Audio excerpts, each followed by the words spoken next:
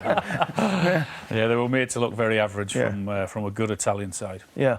And what do you think Wales, they'll be watching that game tonight?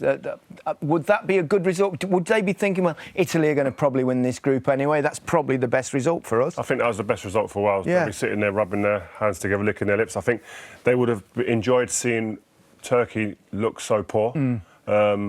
And Turkey would be lacking a little bit of confidence going into the next game. So that's a positive, I'm sure, for Wales. They've got to get their job done, and no, that's the thing. Yeah, Italy huffed and puffed in the first half. They played exceptional football at times, but couldn't find a chance. That all changed in the second half, with an own goal, of course. Yeah, with an own goal, but they were getting into those positions, and we said, Gary, in the first half that they were very good up until that final third. But have a look at this for a pass. He just opens the defence up there, and all of a sudden they've got them outnumbered, and he sits Merez down, goes past him with ease, and Demirel just can't sort his feet out. It's a horrible position for the defender to be in, Rio. Yeah, it is, and he's actually not in a bad position where he is there. Obviously, the left back does slips. I don't know, he's on a dance floor, it seems, there. And the ball comes at an awkward height there. You think to yourself, do you let it go and hope that the forward goes past the forward? But instinct kicks in there, and you think you want to defend at all costs, but the ball's an impossible ball to defend. You can't really blame him there. Yeah. But this was something that was coming. They were probing, they were knocking the door constantly, this Italian side. What would you do there as a defender? Would you let I don't know, it's difficult. Your instincts probably make you want to do something. I could say one thing now, but when you're in that position, things change. Like you say, your instincts kick in and you just do what naturally comes to you, and the ball ends up in the back of the net, unfortunately for him. Yeah, he couldn't really control it. Immobile was a constant threat, wasn't he? As you would expect. His movement, he's a goal poacher, isn't he? Yeah, his movement is superb. I remember when he was at Sevilla, I already looked at him and thought that he was a fantastic player. But yeah, you know, he just kept going. You know, you can see that he's got the passion to just try his best until he's a proper goal scorer. Yeah. You know, he really his first goal in a major tournament for Italy, and that would have meant a lot, wouldn't it? Oh, absolutely, yeah. He was a menace. He was a threat. He was constantly getting into good positions. We highlighted him at half-time, and it was likely that he was going to get a goal this season and put it in the back of the net, and he did that. And that's not an easy finish. Yeah, he made it look easy, though, didn't he? Yeah, it's definitely not easy. He opens his body up. You can see him there. He's on the move. They don't know where he is, and he slots it in with ease. It's a very, very good finish. And that's always a bonus for any team. When your striker, when your goal scorer gets a goal early in a tournament, it can make a big difference to a team. That's exactly what you want. Yeah. Because I always say that for me, the team is the team, but the striker is the one that makes you win games. And for me to have the striker in form, it's vital for this tournament. Yeah. Do you hear that, Rio? It's the strikers that count. You guys, you played the false nine, so you've got 3 attackers. You're all going to say the same thing. You're outnumbered. Well, Insigne. Yeah, tremendous little player. Yeah. I mean, his movement, the way he actually combines with Spinazzola as well is really good to see. I think that's going to be a constant. It took him a while to get that little bendy one, didn't he? There was one in the first half, and I think there was a couple of other efforts as well. This is the one in the first half, but he found his range eventually. Yeah, definitely. But up until this part of executing the finish, he was fantastic today, and especially in the first half. And then he got his rewards in the second half here. A mistake from the goalkeeper. But then it's about the movement, the passing. Fantastic weight of pass. He can just then go on to run onto it and curl it into that corner. But it's a finish that I'm sure we've seen many times in his club shirt, but here in Italy, in the Championship. What I liked about Insigne today is his positioning, because we are talking about this kind of robotic football nowadays, and he was just everywhere, in little behind his pocket, sometimes wide. He was coming inside very, very well, looking for the 1-2s, the passing, and given quite a lot of freedom. Yeah, a lot of freedom. Yeah. I know that was a mistake from the goalkeeper there, but the way they won the ball and then the way they passed and moved with pace, as they did in the first half for that chance for Insigne, their pressing was terrific. Yeah, wasn't it? They did it really, really well. They did. Spinazzola caught the eye, didn't he? Yeah, I thought he was fantastic. I saw him against Man United, and Man United were actually lucky that he came off injured, I think, in that game, because the way he plays is an outlet. He's always high up the pitch. We spoke about at half-time. They start as a 4 at the back, but when they get possession and good possession, they go into a free across the back, and he's released to be almost like a left winger, and he patrols that left side on his own, but he's so comfortable in doing it. He's a right-footed player playing left side, which isn't normal. You don't normally see that, but he just looks so comfortable, and he wants to be 1v1. And then obviously it's about your execution, it's about your decision making, and invariably today he got it right. And this is going to be a common threat, a common theme, I think, with this Italian team. Him and Insigne out here combining, doing their little roles together are going to cause a lot of teams problem, I think. How do you combat this as if you're playing against them? Turkey certainly couldn't manage, because tactically it really does work, doesn't it? It does, but I think that's when he goes forward that high. Yes, they play free at the back. There's areas we saw twice in the first half. Yilmaz running into the channels behind the fullbacks. That's an area that needs to be exploited, I'm sure. Teams with a bit more composure, with better passes as well, may be able to get players into them areas to cause problems for the two centre-backs, especially for this Italian team. Their best assets aren't actually running into big areas, so you've got to try and exploit them there. Yeah. More direct play against them possibly will be a way out, because Turkey couldn't find their way out. But then you've got to have players up there to get on the end of things. I think so. I think today they managed it well, because, as we said, Yilmaz was on his own. He's not used to even play on his own in his team. But we could see Chiellini sometimes even in the third, near the box, you know, where he made some shots when he recovered the ball. He was so higher at the pitch. But for this reason, you know, if they attack behind Chiellini, especially, I think on the left-hand side, because Spinazzola is so high up, I think they can have problems with a better team. He's 36, 37 in August, I think, Chiellini. He's not lost his fighting spirit, has he? There's block right at the end, you're 3-0 up, you're getting on a little bit. It's a warm night in Rome, but boy, oh boy. You can see how much it means to him and his teammates because of that.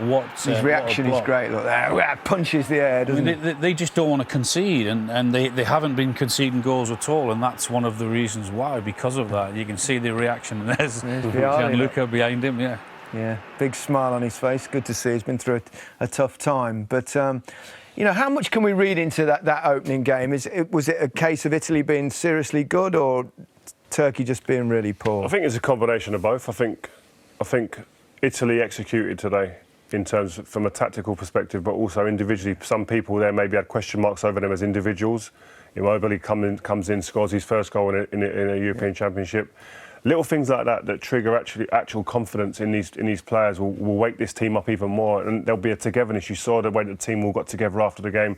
Now you're going to see maybe a togetherness come, and a spirit that maybe wasn't there or wasn't there to the outside. It's there now completely. From your experience, Cesc, how important is it to start quickly? Because Spain did in 2008, didn't you? Although you'd lost your first game in the World Cup in 2010. What is the difference? Yeah, it is a difference because of the press sometimes can put a lot of pressure on you, you know, in big countries like Italy, like in Spain, like in England.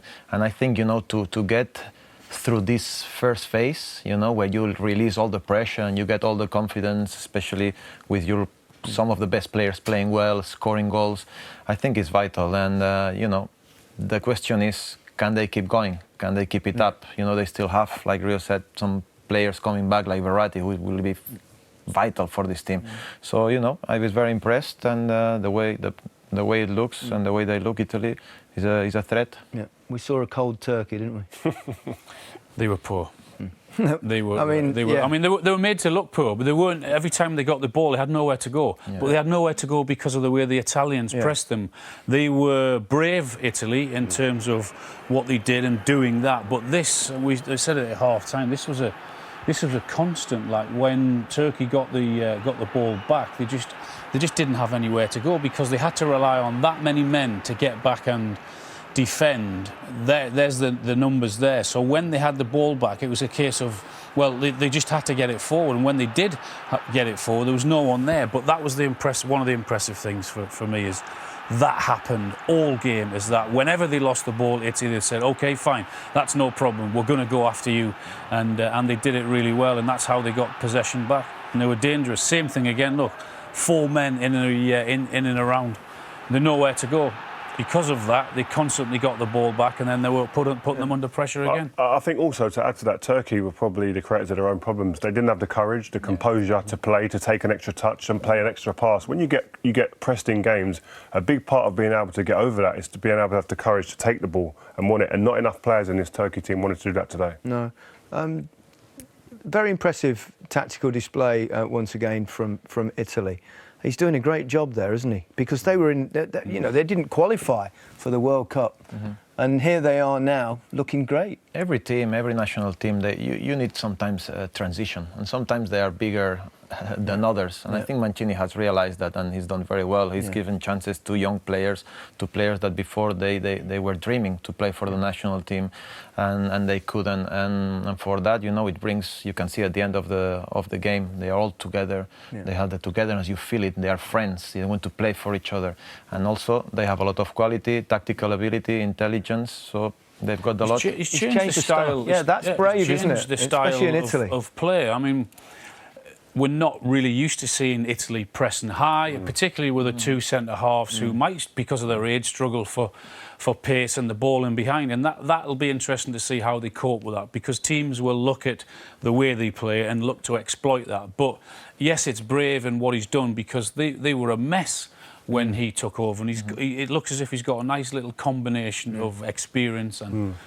young players coming through, and he seems to have a very good team spirit there. I think another thing as well, Italian teams of years gone by have always had a number 10 or a superstar in their team, and I think that's maybe helped him as well, not having that. You've had a Baggio, you've had a Totti, you've had Del Piero, you've got to have them in their team, and the pressure would have been from the media back home in Italy. These guys have to play. I don't think he's had that, which has been better for him to actually create a collective rather than around an individual, which has been good for him. And the other thing, of course, is they got 1-0 up, they got 2-0 up, and they they kept going. It was old Italian style, wasn't it? They get a lead and then you just sit back. It's the first time they'd ever scored 3 in a European Championship game. Oh, they really went for it, and they were brave, and it's nice to see. It's nice to see, and it shows that when you go for it and you have the quality, you win games and you win them comfortable. So that's very good. OK, well, coverage of Wales-Switzerland begins at 1:15 tomorrow on BBC One. That's followed by Denmark versus Finland, BBC One at 4:45. England kick off their campaign on Sunday against Croatia, BBC One at 1 o'clock. Fight fans, look out for Bellator 260 on iPlayer, 10:30 tonight. And keep up to date with all the latest news from the tournament on Euro Daily. Listen on BBC Sounds. So we're off and running. It's great. It's been a long wait, isn't it? It's great to get and getting a few goals and a good performance. I think that's the good part of it. We're all sitting here. Everyone can't wait for this tournament to start. We've all been like chomping at the bit, and then you get a bore 0-0 draw. No, we got a 3-0 today. Convincing victory. Yeah. One of the teams that always, from history, tells us always have good tournaments, and they're a force. They've started well. Can't wait for the next games. Spain tomorrow. Looking forward to seeing them play. Yeah. No, Monday. Monday. Sorry, Monday. I'm getting ahead of myself. Definitely. A young squad again. Yeah. A young team, a bit like Italy in a transition. You don't know what to really expect from it, but we hope that we can have good performances and good. Spain got a chance, Cesc. I don't know what to say. I really, honestly, because Luis Enrique has changed a lot. Yeah. His teams.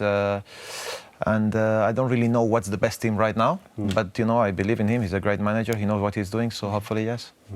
Yeah, and there's a few games to look forward to coming up now. Do you think teams watching, when they see a team that, you've all experienced being in tournaments, when you see a team like that play, the players go, "Oh, blimey, Italy look quite good." They do, though, don't they? That's how it is. Yeah, because we spoke about teams before this game kicked off, who we thought were the favourites, who we thought were going to have a good chance. There's no doubt all the players sit together and watch the game. They watch the opening ceremony, and Italy have sent a little message out there to everyone tonight. Yeah, lots of teams to come. Who are you looking forward to seeing next? England, man. I can't wait to watch England. I'm just buzzing to see England. I want to see the young attacking players that we've got, Gareth's got at his disposal, to see that coming out and playing and hopefully hitting the ground running the way that this Italian team is, just to give us a little bit of a boost. And it's interesting as well, Italy played at home in Rome. They've got all 3 of their group games. It's a big advantage that England also share. Yeah, I mean, when you look at what happened in '96, as I said, we know that they might not play all the games there, but they're 3. They can go out and make a statement, hopefully. Certainly can. We're off and running. Rio, thank you very much. Cesc, great to see you again. It's been a while. Alan, as always, thank you. That's it from us as a brilliant...